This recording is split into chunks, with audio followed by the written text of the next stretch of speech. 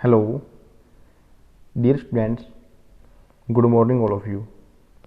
Students, हम class 9th में chapter 6 tissue के बारे में पढ़ रहे हैं। तो हमने इसमें प्रीवियस क्लास में मस्कुलर टिश्यू स्टडी किया था। तो हमने वहाँ पर मस्कुलर टिश्यू के 3 टाइप्स के बारे में डिस्कस किया था। एक बार दोबारा से हम इनको रिवाइज करते हैं।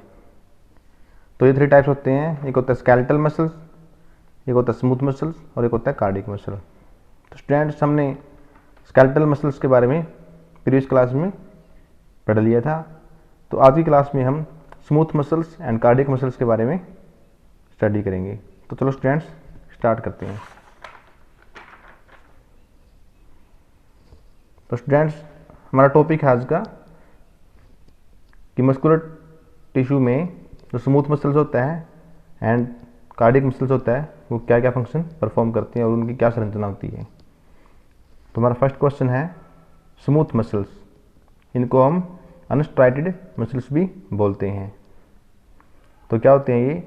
Smooth muscles are made up of muscular fibre या फिर मसल सेल। ये तो या तो मसल्स फाइबर से बनी होती हैं ये, या फिर मसल सेल से। फाइबर होते हैं तंतु, ये धागे के रूप में संरचनाएं होती हैं, उनको हम फाइबर बोलते हैं। These fibres are spindle in shaped. जो फाइबर होते हैं जिनसे ये मसल्स बने होते हैं वो स्पिंडल शेप के होते हैं। अब स्पिंडल शेप क्या होती है? पॉइंटेड एट एंड्स, कि जो एंड से तो थिन होते हैं और बीच में से मोटे होते हैं। तो आप यहाँ पर डायग्राम में शो हो रहा आपको। तो ये क्या होता है? एक स्पिंडल शेप होती है कि बीच में से तो थिक होती है और साइड में से थिन होती है, फिर पतली होती है, और उसके बीच में न्यूक्लियस दिखाया गया है।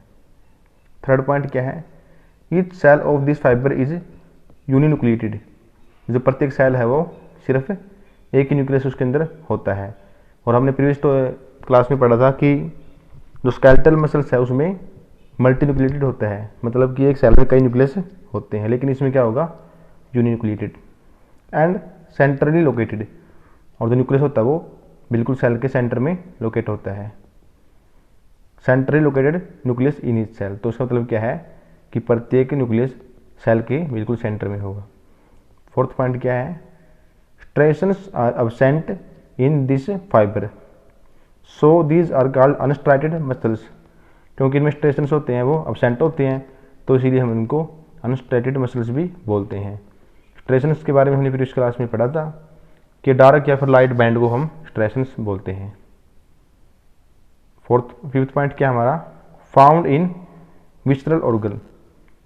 तो यहाँ पर विस्ट्रल ऑर्गन होते हैं जो खोखले ऑर्गन होते हैं, जिनमें एयर कैविटी प्रेजेंट होती है, वहाँ पर ये पाए जाते हैं।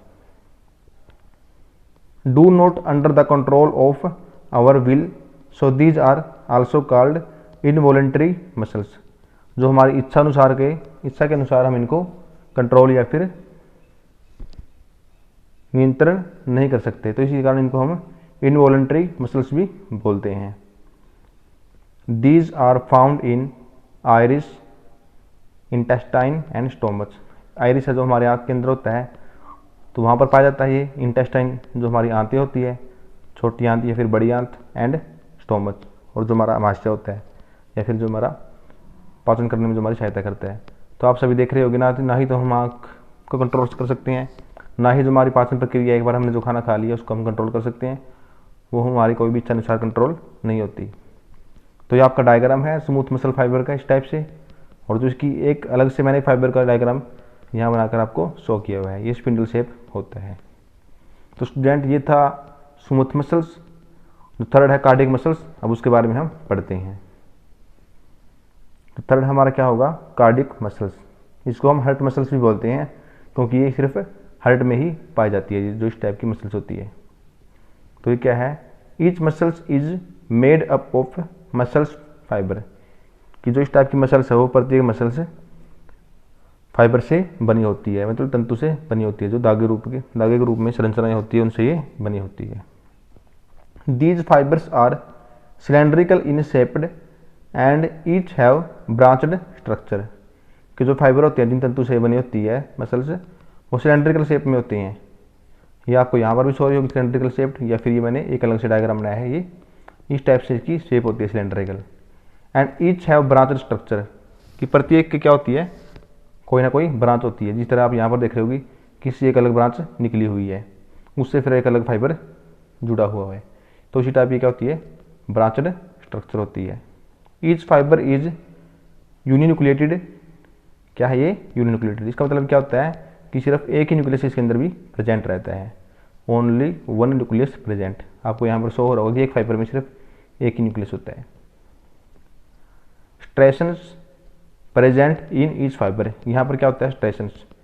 स्ट्रेशंस के बारे में हमने प्रीवियस क्लास में पढ़ा था कि वो लाइट या फिर डार्क बैंड को हम बोलते हैं, तो इसके अंदर ये प्रेजेंट रहते हैं, तो इसीलिए हम इनको क्या भी बोलते हैं, स्ट्रेटेड मसल्स भी इनको बोलते हैं। These are also called heart muscles, इनको हम हर्ट मसल्स भी बोलते हैं, क्यों, क्योंकि ये सिर्फ हर्ट में ही पाई जाती हैं, because only present in heart. ठीक है, नेक्स्ट पॉइंट क्या है, not under control of our will, कि हमारी इच्छा के अनुसार इनको कंट्रोल नहीं कर सकते। अब हम नेचुरली देखते हैं कि हम हमारे हार्ट को कंट्रोल नहीं कर सकते।